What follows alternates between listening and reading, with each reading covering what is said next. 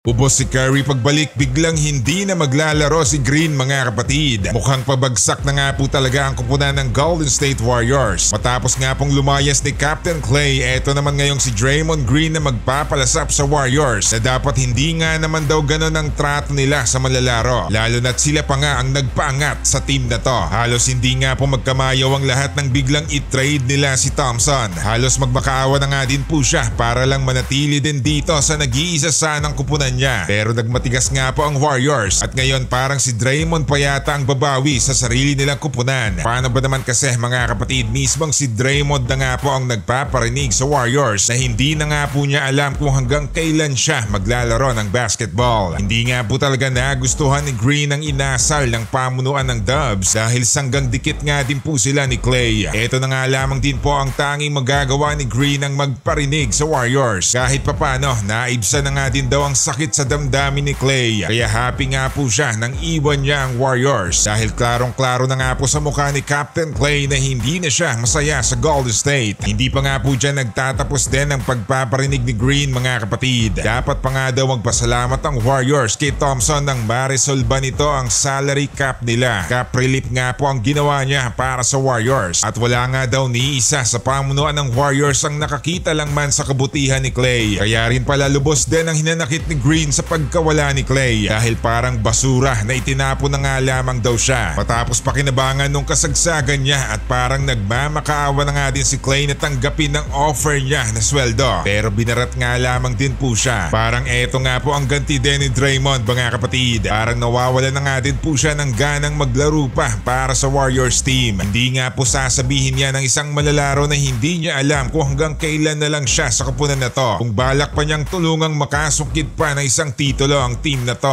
malimit nga po nating naririnig si Green na hindi pa nga daw tapos ang Warriors team at napakalaki pa rin nga daw ng potensyal nila na masungkit muli ang kampyonato. Pero yun nga ay nung nandyan pa si Clay sa kanila. Kitang-kita nga po na nawawala na ng gana si Draymond sa sitwasyon nila. Samantala unggoy daw ang South Sudan, paktay ka. Yari at parang tinalupan ng buhay si Gilbert Arenas mga kapatid. Kahit pa nga po itong si Paul Pierce na yari din. Magkasama ang dalawang to sa pagpapahiya sa team ng South Sudan matapos muntik talunin ng team ng USA. Masyadong bastos at napakasama ng komentong ginawa ng dalawa kaya dapat hindi pinapatawad ang mga ganito. Samot-saring batikos nga po ang binalik din sa dalawa dahil sobrang nakakainsulto nga po ang mga binitawan nilang salita. Kaya eto nga po ngayon ang natanggap nila agad-agad. Hindi na nga po napigilan pa ni Lou Deng na magsalita mga kapatid kila Arenas at Pierce. Hindi nga daw siya pumapatol sa mga ganitong parang bata lang na putak ng putak. Pero nang dahil nga daw siya ang mismong presidente ng South Sudan Basketball Federation, aba dapat nga daw may gawin. Agad niyang pinuna ang dalawa at hindi nga daw nila alam ang lahat ng hirap na dinanas nila bago sila makarating o maging qualified para lang makalaro sa Olympics. Isa nga lamang pong patunay ito na handang-handa sila sa laban kahit pa nga Team USA ang kalaban nila. Muntik pa ngang madali ang